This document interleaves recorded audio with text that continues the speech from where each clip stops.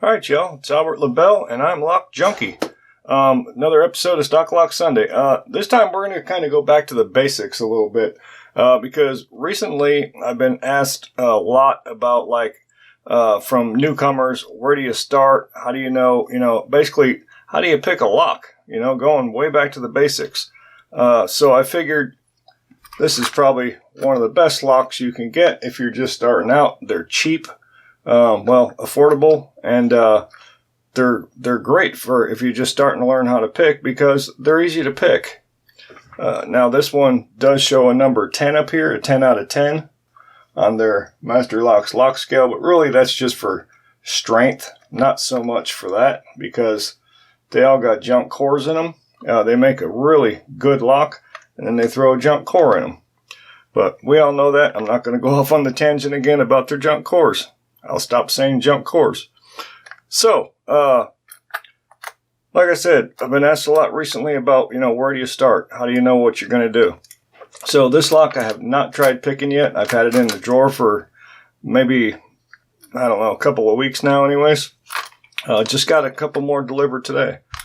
But, so what I do, first thing I do, now, although I haven't picked this lock, I have picked other Master Locks, so I kind of know what I'm doing already. But same attack always. Look at the keyway first. The keyway, being as I know the pins they're coming down just about to that ledge on the left-hand side here. So I know I'm not going to use bottom of keyway tension because if I pick off that ledge, I'll overset some of the pins. So I'm going to use top of keyway tension. So I grab a tension wrench that I know is going to fit. Something not too thick, like this. Yep, like this right here. Put a little bit of tension on the core. Let me move the camera a little bit here. Let's go like so. I'll just come over here. How's that? And we grab my favorite pick for these, which is the Peterson Gem. It's probably one of my favorite picks. Then what I do is I'll either start in the front and work my way back or start in the back and work my way front. It doesn't matter. Flip a coin, roll a dice, whatever you got to do. Just pick one and roll with that. So I'll go ahead and I'll start in the front on this one just for the heck of it. So we'll start off with pin 1 is loose. So I'm not going to do nothing to it. 2 is loose. 3 is loose. 4, let me see, that was 4. So now here's 4. 4 is binding, so let's see if we can set it. 4 got a little click. Number 5 is all the way in the back, and now it's binding, so now I got to try to set it. Let off on the tension. Slipped off of it. So 5 just set. Now we went from 1 to the back. So I set 5. I'm going to come back to the front. Pin number 1. Now pin number 1's binding. So we'll set it. Pin 1 set. Pin 2. That's it. That's an open.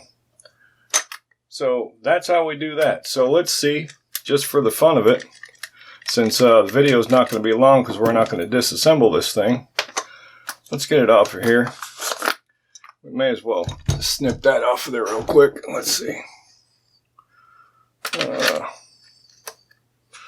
Probably just snap it. There we go.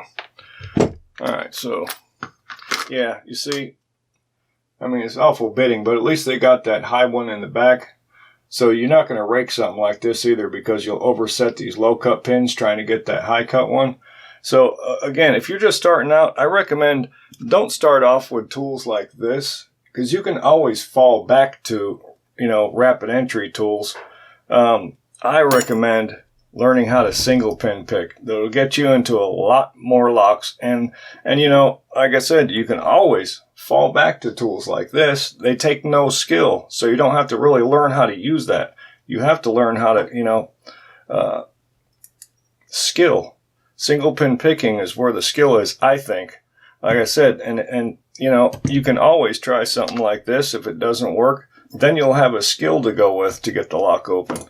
So let's lock it back up just for the fun. Show it's brand new, so I'm sure it's going to work good. And we're not going to shim that because it's got them locking pawls with the edges on it, so you can't get a shim around those, so that's out. So let's go ahead and let's see if maybe we start it in the back. Let's see if that works. Do the same thing. Put a little bit of tension on it. Come back over here. And we'll start in the back. So pin 5.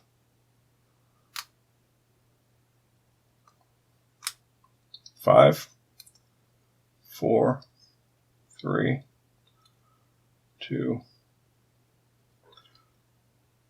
Okay, pin 1 is binding. That's set. 2. There it is again. So that's it. Really, you just want to roll with the program. Whether you want to start in the front or the back, it really doesn't matter. Unless you know, if you're used to the lock and it's a lock you've been picking a lot, you might understand the way it's going to bind. But when you first pick up a lock you have not picked yet, just start at one end and go to the other, or you know, start at the back end and work your way forward. Whatever you decide to do, just stay with that program and you'll get the lock open eventually. Don't rush it. I know a lot of people that are just starting out, they're wanting to get to level 10 without learning everything that's included in level 1 through 9. You're going to miss out on a lot. So just slow down and don't just try to get the lock open. Try and understand how you got the lock open. How did that happen? What's it feel like when a pin sets? You know, all that stuff. It's very important. Don't rush to level 10. Trust me. You know, give it some time. Plus, that's half the fun for me. Is you know, each lock is a unique puzzle, and I like to figure them out. So I don't want to, you know, just get locks that are absolute garbage. They're no fun. Like this. I just did this just for a kind of a demonstration on how to. Now, as far as pick sets, there's a gazillion of them out there. I don't know. I guess if you can't spend a lot and you want to get a really good set, I would recommend maybe the Dangerfield Praxis set, because it's got a nice selection of picks in 2 different gauges. So it's got the 23,000s over here, a full set, and then the same set over here in 15,000. So that's a great set right there as far as a set goes. And also I always recommend Sparrows, like the if you can swing it, the Sparrows Monstrum XXL. Maybe the for thinner picks I'd go with the Sparrows Sliver picks. But I always go to Sparrows first. I always recommend Sparrows first. And then of course one of my favorites, the Peterson Gem. You kind of, if you're a lock picker, you almost have to have one of these in your arsenal. So that's it. I hope that helped some of you newcomers as a how to pick a lock.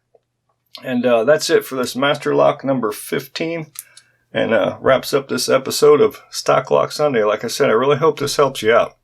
I hope it answers some of your questions. So that's it.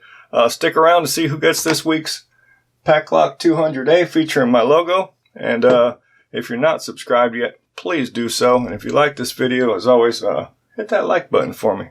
Let me know. All right, so that's it. Thank you very much. Big Al, signing off.